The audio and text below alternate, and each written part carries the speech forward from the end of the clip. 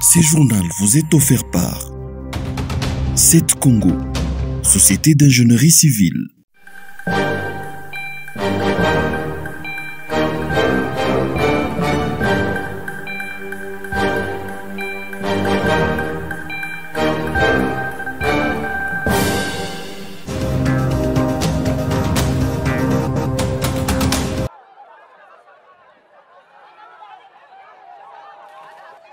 Un bateau en provenance de la Tanzanie a fait naufrage ce dimanche au niveau du village Kabimba sur le lac Tanganyika. 24 personnes sont portées disparues selon un bilan provisoire. Selon les premières informations, c'est un vent violent qui a fait chavirer ces bateaux. Les manifestes indiquent la présence de 16 Congolais et 9 étrangers dont des Chinois, des Tanzaniens et un Kenyan. Une personne a été rescapée vivante. Les recherches se poursuivent pour connaître les sorts des autres passagers. Ces bateaux venaient de Kigoma en Tanzanie et transportaient aussi plusieurs tonnes de marchandises. Les bilans pourraient s'alourdir dans les heures qui viennent. Des sources proches du dossier indiquent que plusieurs passagers n'étaient pas sur le manifeste. Ces bateaux auraient avoir transporté au moins 40 personnes.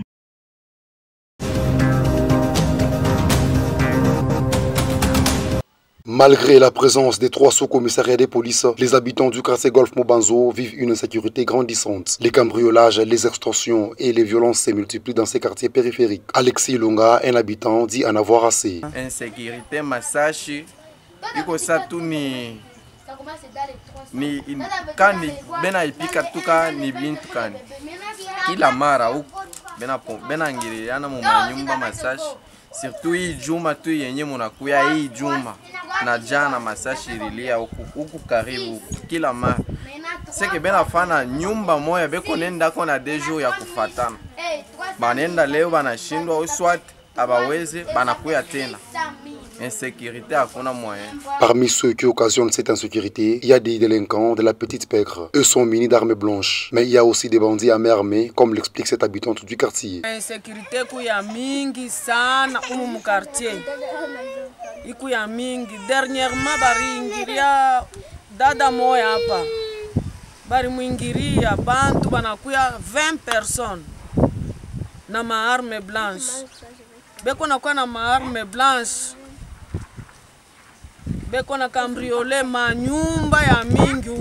Selon les habitants, les services de police n'interviennent pas quand ils sont appelés à la rescousse.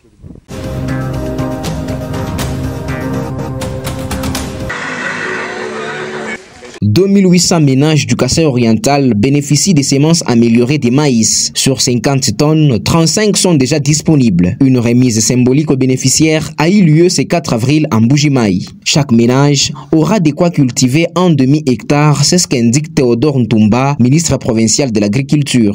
Il a plu à notre bailleur, à notre partenaire pour pas d'appuyer le Kasaï oriental dans les efforts de la lutte contre la sécurité alimentaire. Ces semences seront distribuées dans 4 territoires. L'annonce a été faite par Koumouna Babele, représentant de la structure dénommée Purpa. C'est elle qui a disponibilisé les semences. Les semences sont destinées aux ménages agricoles de 4 territoires. Les territoires qui ont été retenus, il y a les territoires de Chiléné, les territoires de Miabi, les territoires de Kabekamwanga et les territoires de Lupatapata. Le gouvernement provincial souhaite augmenter la production de cette denrée alimentaire, comme le dit le ministre provincial de l'Agriculture. Je voudrais juste sensibiliser et conscientiser les bénéficiaires afin qu'ils fassent preuve d'un bon usage de ces semences pour que l'augmentation de la production agricole puisse être effective au Kasaï oriental. Kasaï oriental s'est dit déterminé à lutter contre l'insécurité alimentaire.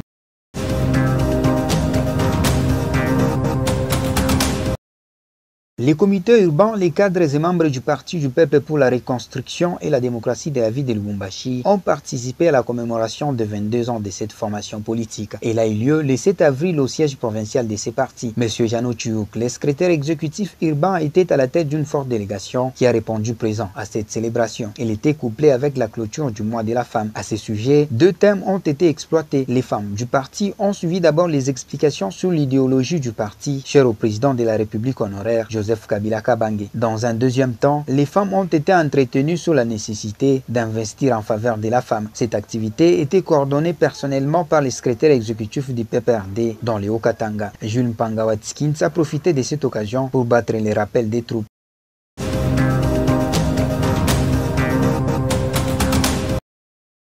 Les partis du peuple pour la reconstruction et la démocratie s'insurgent contre ce qu'il appelle campagne de diabolisation contre son président Joseph Kabila Kabange. C'est la teneur d'un communiqué rendu public ce 6 avril par cette formation politique. Ces partis réagissent ainsi aux aveux d'un proche conseiller de Corneille Nangaa, coordonnateur du mouvement rebelle dénommé Alliance Fleuve Congo. Ce dernier a été appréhendé par les forces loyales à l'est de la RDC. Selon ces communiqués, l'ancien chef de l'État est respectueux de la Constitution et des lois du pays. Ces communiqués portent la signature du secrétaire général du parti, Emmanuel Chadari.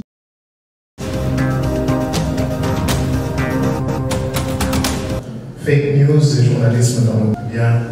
Cet ouvrage est donc baptisé. Les livres Pollution de l'information du journaliste Patient Ligodi a été baptisé ce 5 avril à Kinshasa. Son constat est qu'à l'ère des réseaux sociaux, l'information n'est plus un domaine réservé aux chevaliers de la plume et du micro. Ces nouvelles données par les citoyens lambda ne sont toujours pas vraies. Dans son ouvrage, Patient Ligodi donne quelques pistes pour distinguer les vrais du faux. Le travail qui est fait, c'est de nous dire à nous d'être assez vigilants parce que aujourd'hui, le débat public n'est pas nourri que de contenus informatifs venant des journalistes et qu'il y a aussi, on va dire, des milices numériques qui sont en œuvre et qui produisent également des contenus que nous consommons à la place, sur la place publique. Patient Ligodi propose une méthodologie à suivre par les milieux institutionnels. Et on essaye de faire, on va dire, une sorte de monographie, une présentation déjà du concept de manipulation de l'information, voir comment c'est combattu sous d'autres cieux, comment nous combattons dans notre pays, comment on peut adapter, que ce soit au niveau de la loi, au niveau de la réglementation, au niveau de la régulation, au niveau de la co-régulation, au niveau de l'autorégulation dans le secteur des médias. Giscard Koussema, journaliste et chevronné, apprécie la démarche de l'auteur. Effectivement, dans ces autoroutes de l'information circulent le vrai et le faux, et il est important que le journaliste ait un œil observateur pour savoir justement faire la part des choses entre l'authentique et les faux. Israël Moutala, qui a participé à cette cérémonie, trouve que ce livre tombe à point nommé. L'ouvrage de Patient Ligodi tombe à point nommé parce qu'il va nous donner, il nous donne d'abord les clés de la compréhension du phénomène fake news et comment le combattre. Et donc c'est une œuvre qui va contribuer à lutter contre ce phénomène qui détruit nos sociétés, qui fragilise nos institutions, qui sape la cohésion nationale. Je pense qu'il faut que nous prenions la mesure du danger du phénomène fake news et que nous nous donnions les moyens de les combattre efficacement. À RDC, les débats sur l'encadrement des réseaux sociaux et l'intelligence artificielle trouvent un tremplin à travers ces livres. Selon Chantal Kanyimbo, journaliste connue dans les pays. Ça permettra de lancer le débat dans notre pays en ce qui concerne le cadre juridique pour encadrer l'utilisation des réseaux sociaux, pour encadrer l'utilisation de l'intelligence artificielle. La pollution de l'information, elle est tellement énorme, moi-même personnellement. Patient Ligodi est le patron du média en ligne Actualité.cd. C'est là qu'elle travaille notamment le journaliste Stani Boujakira. Au professeur.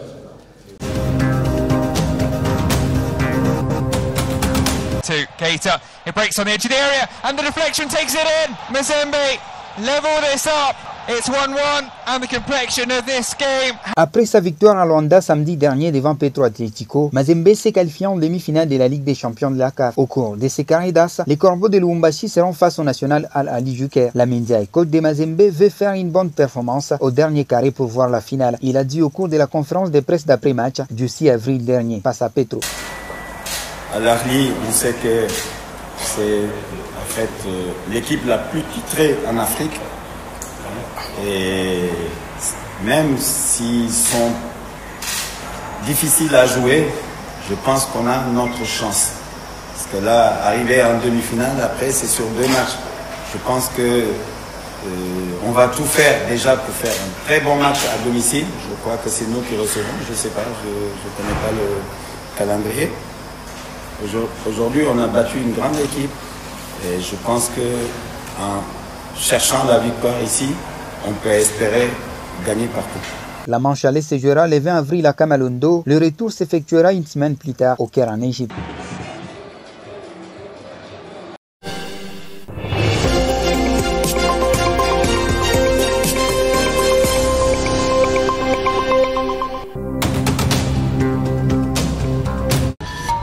Ce journal vous est offert par 7 Congo, Société d'ingénierie civile.